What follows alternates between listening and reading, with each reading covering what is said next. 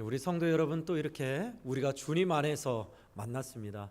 사람들이 만나고 헤어지는 것은요, 우연이 아니라 필연입니다. 하나님 안에서 우리가 이렇게 또 만났으니 함께 인사하고 또 말씀을 듣겠습니다. 옆 사람하고 인사하실까요? 참 잘 오셨습니다. 만나서 반갑습니다 하고 인사하시죠. 참 잘 오셨습니다. 만나서 반갑습니다. 한 번 더 우리 축복하십시다. 하나님 사랑 안에서 행복합시다 하고 인사하실까요? 하나님 사랑 안에서 행복합시다. 아멘. 이제 여기를 보시고요. 여러분, 전 월세 사는 사람은 집 없는 서러움이 뭔지를 압니다. 배고파 본 사람만이, 밥을 몇 끼라도 굶어 본 사람만이 음식이 얼마나 소중한지 아는 법이에요.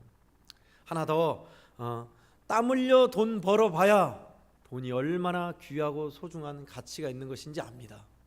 그렇죠? 자, 그러면 나라의 소중함은 어떻게 할까요? 그렇습니다. 마찬가지예요. 나라를 빼앗겨 봐야, 수탈 당해 봐야 아는 겁니다. 우리는 일제 36년 동안 그런 경험이 있죠. 저는 그 세대가 아닙니다. 그러나 어른들의 이야기를 통해서, 그 당시 살았던 사람들의 이야기와 증언을 통해서, 또는 역사적 사실을 통해서, 그리고 영상과 많은 역사 기록을 통해서 저는 간접적으로 알고 있습니다. 한 글을 읽어봤습니다. 어느 정도 수탈을 당했는가. 대동아전쟁, 그러니까 2차 대전 1940년도부터 조선을 수탈해 간 것이 어느 정도인지 약간 수치로 한번 보면서 굉장히 굉장한 수탈과 아픔을 당했구나라는 것을 본 적이 있습니다.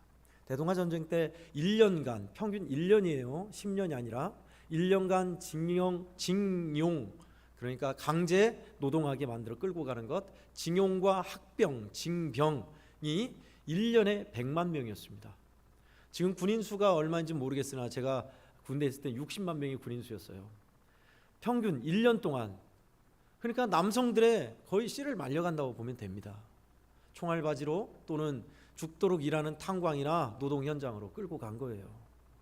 학병이라고 했습니다. 학병. 배우는 학생들, 어린 학생들, 그런 사람 끌고 간 거예요. 1940년도부터 1년 동안 100만 명입니다. 1년 내에 1천만 석의 쌀을 수탈해 갔습니다. 해마다. 뿐만 아니라 전국의 생산 미국의 60%를 수탈했어요. 그러니까 여러분들이 1년에 쌀을 100가마니 먹는다면 60가마를 가져간 거예요. 40가마로 버티게 한 거예요. 전국을. 그러니 굉장히 배고팠다는 결론입니다. 또 농우, 그러니까 당시엔 트랙터가 없으니까 소 있잖아요. 소를 1년에 60만 두에서 100만 두를 수탈해 갔어요. 왜요? 전쟁하려면 군인들 먹여야 하잖아요. 소고기 먹이려고. 조선에 있는 소를 그만큼 60마리가 아니에요. 60만 마리, 100만 마리, 10만 마리, 그렇게 수탈해 갔어요. 그뿐입니까? 전쟁 말기에는 탱크나 비행기, 총알을 만들기 위해서 어마어마한 철광석과 금속 회수령을 발동해서 여러분, 우리가 먹는 숟가락이나 금속으로 된 건 다 가져갔어요. 심지어 교회 종탑까지. 수탈만 해갔습니까? 강제로 우리말을 쓰지 못하게 하고 이름도 바꾸게 하고 장씨 개명하고 종교마저 강요했잖아요. 그래서 우상숭배인 신사참배에게 만들고 내 이름도 가져가고, 학교에서는 일본말만 쓰게 했어요. 참 철저하게 수탈했습니다. 이것이 바로 나라 없는 사람들의 소름이었습니다. 나라 없는 사람들의 수탈과 아픔과 굴종이었습니다. 없어 보면 알죠. 그런데 오늘 성경에 보니까 우리만 그런 게 아니라 히브리 백성, 이스라엘 백성들도 그랬습니다. 아니, 우리보다 더 많은 수탈과 지배를 받았지요. 이스라엘 백성들이 교과서에서 배우는 초기의 역사는 이렇습니다. 우리는 애굽의 노예였습니다. 여기에서 국가가 시작되는 거예요. 모세를 통해서 하나님이 출애굽시키고 국가를 이루죠.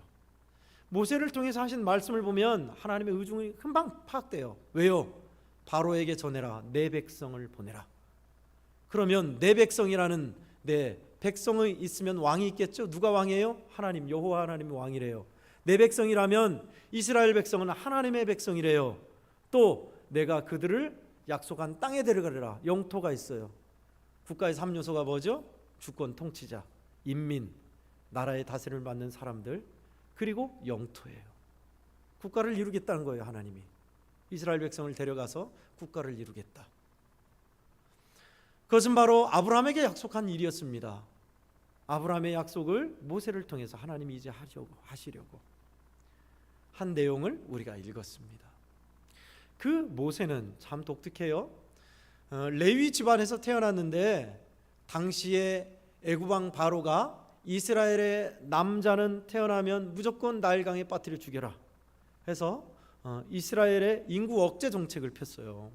왕의 명령이니 쥐엄했죠. 그런데 레위 집안에 태어난 아들 모세를, 그때 이름은 모세 아니었죠. 아들이 너무 예뻐요. 그리고 왕의 명령을 거역하며 키웠어요. 몰래 키우는데 더 이상 숨길 수가 없어요. 왜요? 아이들은 울잖아요. 배고프면 울고, 표현할 수 있는 게 말을 할 수 없으니까 울음으로 표현해요. 그러면 들통 날 거 아닙니까? 도무지 이제 버틸 수 없어서 역청에 조그마한 갈대 상자에 나일강에 띄워보내죠. 그때 이제 바로 공주가, 나일강은 그때 깨끗했습니다. 목욕을 하면서 그 상자를 발견해서 자기 아들로, 이 물에서 건져냈다는 뜻의 모세라 이름 짓고 자기 아들로 키우죠. 그러니까 모세는 양 아들로 왕자로서 자란 겁니다. 왕실의 교육을 받고 왕궁에서 아주 귀한 신분으로 자랐어요. 그런데 그가 이제 나중에 나는 히브리 사람이구나, 히브리 떠돌이 민족, 그것을 알고 자기 민족의 사람들이 고통받는 현장에 있기를 좋아했어요. 독특하죠. 그리고 하나님의 이끄심 따라 이제 애굽에서 사람을 죽이고 민족을 학대한 사람을 죽이고 나 도망쳐서 미디안에서 하나님의 부르심을 받고 나중에 이스라엘 백성을 출애굽하는 불세출의 지도자로 하나님이 쓰시죠. 오늘 본문에서 조금 이해하기 힘든 26절에 그리스도를 위하여 받는 수모를 애굽의 모든 보화보다 더 큰 재물로 여겼다. 이는 상주심을 바라봤다 라고 하고 있는데, 모세 당시에 그리스도 예수는 없었어요. 이 말이 무슨 말이죠?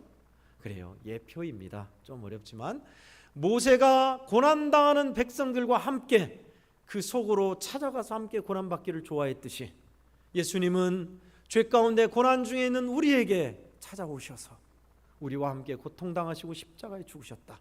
그 예표로 모세가 그리하였다라는 말입니다. 자, 여기까지 우리가 읽었습니다. 여러분, 하나님께서 오늘 말씀을 통해서 그 나라가 없는 백성의 삶이 어떤지를 보여주고 있어요. 바로 애굽왕 바로 밑에서 죽도록 일하는 이스라엘 백성의 모습을 우리에게 보여주고 있습니다. 지난 시간에도 말씀드렸듯이 나라이고 뭐고 일단은 내가 좀 살고 봐야겠다라고 하시는 우리의 마음도 있습니다. 우리의 현실하고 동떨어져서 나라와 국가 사회하고 나하고 진짜 직접적인 관계가 없는 것만 같아요. 근데 여러분, 우리는 혼자 살 수 없는 사람들입니다. 국가에 소속되어 있고 뿐만 아니라 우리는 시민사회에 소속되어서 사는 인간은 사회적 동물이에요. 그러니 나 몰라라 할 수 없죠. 그런데도 우리 애양원뿐만 아니라 우리 믿음의 사람들은 나라와 민족을 위한 기도와 거기에 대한 애착심이 적어지고 있는 것이 사실입니다. 물론 제가 말씀드린 것이 태극기 부대나 극우파같이 반공을 외치는 그런 국가주의나 애국주의는 아닙니다. 이 나라 이 민족이 하나 되고 통일을 지향하고 서로 사랑하고 하나 되어 정말 아름다운 사랑과 자비의 문화, 하나님의 정의와 사랑의 문화가 넘치는 나라, 이 나라가 정령 죄악을 버리고 하나님을 가까이 하며 복된 길을 걷는 나라, 그것을 말하고 있어요. 그런데 정작 말씀을 준비하면서 심각한 것은 우리 그리스도인들 말입니다. 우리에게 있어서 하나님의 나라가 없다는 것이 더 큰 문제예요. 우리 마음에 하나님의 나라가 없다는 것이 정말 큰 문제입니다. 왜요? 왕이신 하나님이 다스리지 않으면 우리는 하나님의 나라가 없는 사람들이에요. 국가를 빼앗겨본 적이 있죠. 나라를 빼앗겨본 경험이 있으시죠. 그래요. 하나님이 다스리는 인생이 하나님이 안 계신 사람이 된다면 어떤 결과를 초래할까요? 당연히 세상이, 원수 마귀가 내가 나를 지배해요. 내가 나를 지배하는 게 뭐 이상한가? 예. 우리 믿음의 눈으로 보면 큰일입니다. 왜요? 내가 나를 지배하면 내 마음대로, 내 탐욕대로 살거든요. 내 원하는 감정대로, 인간의 성질대로, 본성대로, 죄악대로 살거든요. 그게 뭐 문제야? 예, 문제입니다. 천국에서 멀어진 삶이요, 원수마귀의 종로로 단 삶이요, 원수마귀의 밥이 되는 삶이요, 파탄과 절망과 아픔과 공허함 속에 인생이 망하기 때문에 그렇습니다. 근데 그 심각성을 몰라요. 우리는 하나님의 나라가, 내 안에 하나님의 나라가 없는데 뭐 없나 보다, 별 불편함 없는데 뭐. 아닙니다. 그 나라가 없는 백성이, 오늘 제목은 나라가 없는 백성이 아니라 그 나라가 없는 백성이에요. 그 나라는 하나님의 나라입니다. 나라 없는 소름을 아시죠? 원수 마귀가 우리의 내 인생을, 내 마음을 유린하는 걸 우리는 더 크게 심각하게 여겨야 합니다. 그러면 어떻게 해야 할까요? 오늘 본문을 통해서 두 가지 말씀을 나누고자 합니다. 먼저 오늘 본문의 23절 25절 말씀입니다. 믿음으로 모세가 났을 때 그 부모가 아름다운 아이임을 보고 석 달 동안 숨겨 왕의 명령을 무소하지 아니하였으며, 25절입니다. 도리어 하나님의 백성과 함께 고난받기를 잠시 죄악의 낙을 누리는 것보다 더 좋아하고. 첫 번째 메시지는 진정한 왕의 통치를 받으십시오라는 겁니다. 왕의 명령을 거역했다. 여기 본문에서는 바로입니다. 바로는 애굽 왕의 일국의 왕을 뜻하는 것이 아니라 원수 마귀의 세상의 지배를 뜻합니다. 원수 마귀의 지배를 더 이상 고분고분 순응하지 않겠다, 따르지 않겠다. 그러면 누가 우리의 왕이 되어야 할까요? 그래요, 하나님께서 우리의 왕이 되는 인생이 되어야 합니다. 하나님이 내 마음을 다스리게, 그 통치가 이루어지게 해야 합니다. 그 인생이 되어야 한다는 거예요. 본문에 세상 왕의 죄악의 지배를 받기를 거절하고 오히려 하나님의 백성과 함께 고난받기를 좋아했던 모세의 모습을 보여주고 있습니다. 여러분, 이게 하나님의 사람들이에요. 하나님의 나라가 있는 모습이에요. 하나님의 지배받기를 좋아하는 사람, 하나님이 내 마음을 다스리기를 원하며 따르는 사람, 이것을 우리는 순종이라고 하죠. 하나님이 다스리는 마음 말입니다. 사사기 끝장 끝절, 사사기 21장 25절은 우리에게 그렇게 이야기하고 있습니다. 그때 이스라엘의 왕이 없으므로 사람들이 자기의 소견에 오른 대로 행하였더라. 여기서 왕은 다윗이나 솔로몬 같은 왕이 아닙니다. 하나님이 이스라엘의 왕이었어요. 그러나 그들은 하나님을 왕으로 모시기를 싫어했어요. 대신 자기의 소견에 오른 대로, 내 생각에 오른 대로 했다는 겁니다. 요즘 얼마나 이런 사람들이 많습니까? 특히나 더 학력이 높아지고 지식이 있다 보니 믿음 안에서도요, 내 소견대로, 내 원하는 방식대로, 신앙도 그래요. 내가 믿기 편한 방식대로. 아니에요. 그것은 내가 왕이에요. 하나님이 왕이셔야 해요. 하나님이 불편해도 너 새벽기도 나가야지. 나가야 돼요. 너 순종해야 하잖아. 너 상하명 어디에다 뒀어? 하나님이 왕이에요. 내 편한 대로, 내 마음대로요? 아니요. 그것은 내가 지배하는 거예요. 내가 지배하면 편할 수는 있겠지요. 그러나 거기엔 생명이 없어요. 깨어 있어야 합니다. 하나님이 다스리는 왕국이 되어야 돼요. 이스라엘 백성들은 그것을 우리에게 여실히 보여줬습니다. 하나님의 지배를 받지 않을 때 어떤 모습이었는가, 사사기에서 너무나 잘 나와 있어요. 출애굽하고 나서 애굽에서 나왔죠. 이제 하나님이 다스리는 민족, 왕국으로서 광야 생활을 지나서 가나안 땅에 입성했어요. 그런데 더 이상 하나님을 왕으로 모시지 않고 우상을 가져오고 내 편한 대로, 내 방식대로 살다 보니 그들은 당장 이방의 지배를 받았죠. 모압, 암몬, 메소도미아 왕, 그 블레셋의 지배를 받았잖아요. 8년, 7년, 10년 넘게 어마어마한 혹독한 대가와 수탈을 당했잖아요. 하나님께 다시 나가서 하나님이 우리 왕이시고 도움입니다 구할 때 하나님이 다시 구원할 수 있는 사사들을 보냈잖아요. 그것도 잠시. 점점 좋아져야 하는데 점점 더 악화돼요. 우상은 더 심해지고 더 죄악은 깊어지고 강해져요. 말미가 어땠습니까? 왕이 없으므로 내 소견대로 살았다. 내 마음대로. 여러분, 하나님의 나라가 임하는 것은 우리가 하나님의 말씀대로 순종하면 그 하나님의 나라가 뭔지를 우리가 깨닫습니다. 우리가 생각하기에 하나님의 나라는 죽어서 저 하늘나라에 가서 예수님과 함께 영원토록 누리게 에덴 동산을 꿈꾸는데, 주님이 우리에게 말씀하신 하나님의 나라는 이 땅에서 하나님의 통치가 이루어지는 나라요 뿐만 아니라 사후 세계에 같이 말하셨어요. 그런데 우리는 이 땅에서 하나님의 나라는 별로 관심이 없어요. 이 땅에서 하나님 나라는 뭘까요?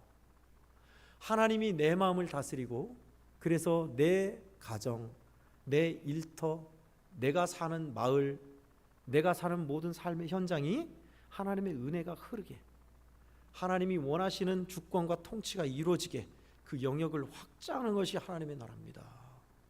예수님은 이걸 전했어요. 사실 회개하고 복음을 믿어라, 하나님의 나라가 가까웠다. 예수님이 이걸 전했죠. 근데 오늘날 우리는 왜 예수님을 전하죠? 그래요. 그 하나님의 나라는 회개함으로 예수 그리스도의 십자가의 은혜로 시작되기 때문에 그래요. 그 하나님의 나라가 있어도 그만, 없어도 그만이 아닙니다. 없으면 원수 마귀의 지배예요. 둘 중 하나예요. 중간에 없어요. 배종률이에요. 둘 중에 하나입니다. 원수 마귀의 지배냐, 하나님의 지배냐. 하나님이 내 마음을 다스리는 사람, 하나님께서 말씀하신 대로 순종하기를 좋아하고 하나님이 이끄심 따라 살아가는 사람은 하나님 나라를 맛봐요. 하나님 다스림 안에 있으면 참 잘했다, 하나님 말씀대로 순종하기를 잘했다, 10번 100번 그 고백이 나옵니다. 저는 우리 성도들이 그렇게 일상에서, 현장에서 하나님의 나라를 체험하시기를 축원합니다. 아멘. 말씀을 준비하면서 주님이 주신 찬양 생각났습니다. 여러분도 알고 있는 찬양이에요. 온 마음 다해입니다. 주님과 함께하는 이 고요한 시간, 주님의 보좌 앞에 내 마음을 쏟네. 모든 것 아시는 주님께 감출 것 없네. 내 마음과 정성 다해 주 따르오리다. 나 염려하지 않아도 내 쓸 것 아시니 나 오직 주의 얼굴 구하게 하소서. 다 이해할 수 없을 때라도 감사하며 날마다 순종하며 주 따르오리다. 온 마음 다해 사랑합니다. 온 마음 다해 주 알기 원하네. 내 모든 삶 주님 것이니 주만 섬기리 온 마음 다해. 아멘. 여러분, 이 마음이에요. 주만 사랑하리라, 주만 섬기리라. 이것이 왕의 지배를 받는 사람입니다. 어떤 왕이요? 하나님의 지배를 받는 사람 말입니다. 여러분, 우리의 마음에 잃어버린 하나님의 나라, 하나님이 내 마음을 다스려야 하는데 다른 세상의 것이, 내 자신이, 또 죄악이 내 마음을 다스리고 있다면 우리는 다시금 하나님의 통치를 이뤄야 돼요. 하나님이 내 마음을 다스리도록 내어드려야 하고 순종해야 하고 순복해야 하는 자리로 나가야 합니다. 그게 살 길입니다. 삶이 고단하십니까? 아픔이 있으십니까? 회복을 기다리고 계십니까? 진정한 소망의 삶을 원하십니까? 하나님을 왕으로 모십시오. 그러면 여러분은 정말 하나님의 나라가 내 마음에서 이루어지면 하나님이 다스리는 나라의 천국의 기쁨을 맛보게 될 것입니다. 그런 저와 여러분 되기를 주의 이름으로 축원합니다. 아멘. 두 번째는요, 성령 안에 사십시오라는 겁니다. 여러분,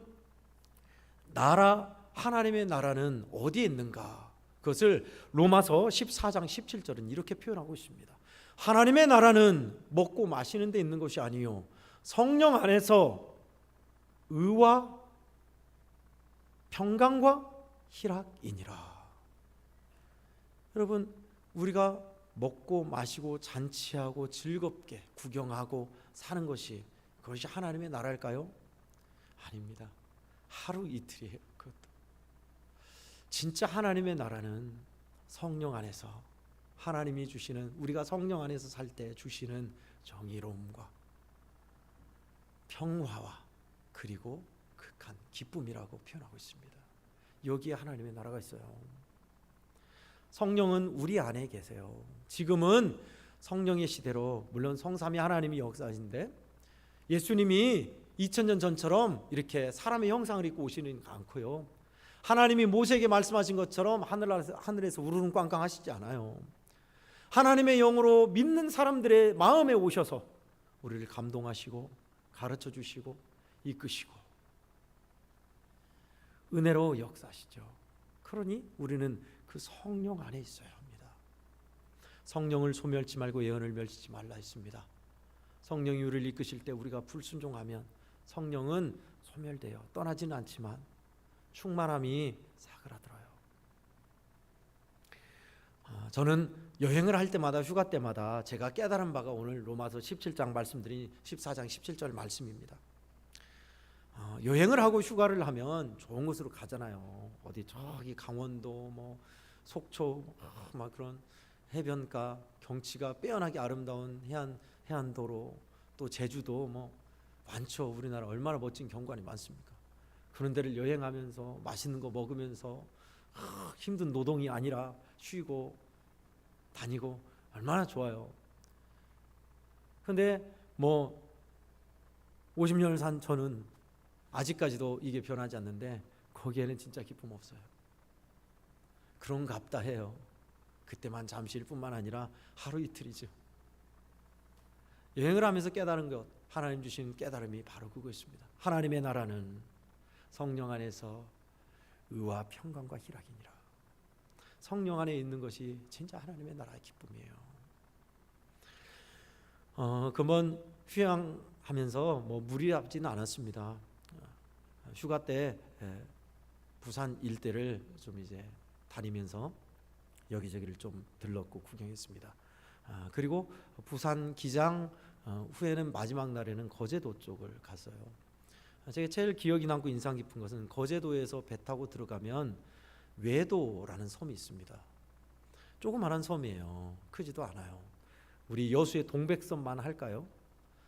근데 외도에 내려서 가면서 참 제가 은혜롭게 좋은 시간, 인상 깊었던 것이 외도라는 섬을 은퇴하신 부부가 샀어요. 섬 전체를 한꺼번에 산 게 아니라 30년 걸려서 섬을 한 가구 8가구가 살았는데 사람들이 떠나니까 그 집을 나한테 파십시오 해가지고 사가지고 땅을 전체를 사서 외도라는 섬을 식물원으로 아름답게 꾸몄어요. 제 사진을 좀 찍었는데 틀어주면 좋은데 뭐랬습니다. 근데 그것이 30년 동안 한 거예요. 30년 동안 선착장도 없었어요. 고인이 되었던 이창호라는 분하고 지금 살아계신 최호숙이라는 분이세요. 근데 외도를 30년 동안 꾸몄는데 아주 아름답게 정원을 꾸미고 요소마다 아주 나무를 잘 가꿨어요. 조각상도 참 멋있고 이국적인 풍경이에요. 근데 그쪽 한 산 능성 중간이나 위쪽에 에덴 동산이 있어요. 에덴 동산이란 말 그대로예요. 하나님이 시초에 창조하신 동산처럼 아름답게 꾸몄고 거기에 교회가 조그만하게 있어요. 에덴 교회예요. 외도의 섬에 있는 에덴 교회. 근데 한 평 반 될까요? 조그만한 교회인데 십자가가 창문에 있고 바다가 보이는 그 교회에 예배를 드리는 것 같아요.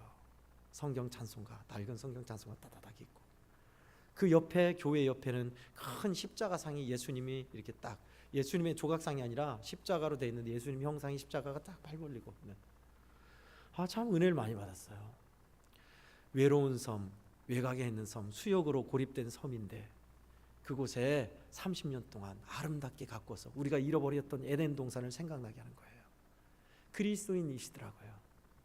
남편이 평생 그렇게 하다 2003년에 돌아가셔서 남편을 그곳에 아마 납골함으로 묻은 것 같아요. 주님 안에서 다시 만납시다 하고 이야기를 한 거 보니까 그리고 그 섬에는 초기에 사람들이 술 마시고 담배 피는 것이 있어서 너무 싫었대요. 그래서 외도에 오신 분들 돈 나눠드리면서 우리는 술 마시고 담배 피고 허용 않습니다. 돈을 드릴 테니 가십시오. 그렇게 했대요. 아주 깨끗해요. 딱 보면은 기독교 냄새가 아주 많이 나요. 바닥에 십자가 알파 오메가도 있고요. 그러면서 수많은 좋은 나무들, 정원을 이렇게 가꾸면서 우리가 잃어버렸던 에덴 동산을 생각하게 해요. 저는 그날의 큐티하기를 전도서 3장을 읽고 큐티하기를 심을 때가 있으면 거둘 때가 있고 날 때가 있으면 죽을 때가 있다 했잖아요. 허무하다. 근데 하나님이 허락하신 일을 기뻐하면서 사는 것보다 더 좋은 것이 없다라는 내용으로 오늘 하루도 하나님이 허락하신 날이니 주님을 모시고 기쁘게 살리라 다짐했거든요. 근데 왜도 거기에서 주님을 느껴요. 이 섬, 외로운 이 섬에도 주님이 계시지. 성령 안에서 휴가에서 가장 인상 깊었어요. 그 작은 한 평 반 남짓한 교회에 무릎을 꿇고 주님이 이곳에도 계시군요. 여행에도 주님이 함께 하시군요. 그래서 참 은혜가 되었어요. 제일 기억이 남아요. 예수동행 일기에도 썼고 물론 이제 사진도 올렸습니다만은 여러분 성령 안에 사는 것이 가장 좋더라고요. 여러분도 느끼시는 바죠? 여러분은 어디에서 기쁨과 보람을 만족을 느낍니까?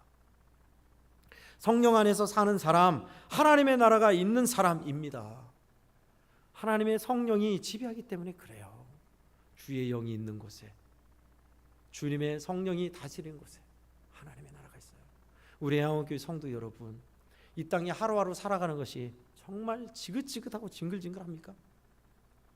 팍팍한 인생, 치열한 인생에서 진짜 빨리 이 귀찮은 세상도 귀찮다, 그런 마음이 있으십니까? 혹여나 그렇다면 하나님의 나라를 회복해야 합니다. 8월 들어서 나라에 대한, 나라 사랑에 대한 말씀을 많이 전했네요. 꿈 같은 해방 뿐만 아니라 소원을 묻는다. 주님의 소원은 통일. 오늘 그 나라가 없는 백성, 다 나라에 대한 이야기예요. 그러나 제가 대한민국 남북에 대한 이야기만 했습니까? 아닙니다. 눈물을 흘리며 씨앗을 뿌리는 믿음의 사람들, 진정한 우리의 소원은 하나님의 사랑과 자비가 넘치는 것이 우리의 소원이 되어야 한다. 지난주의 말씀, 주님의 소원은 통일.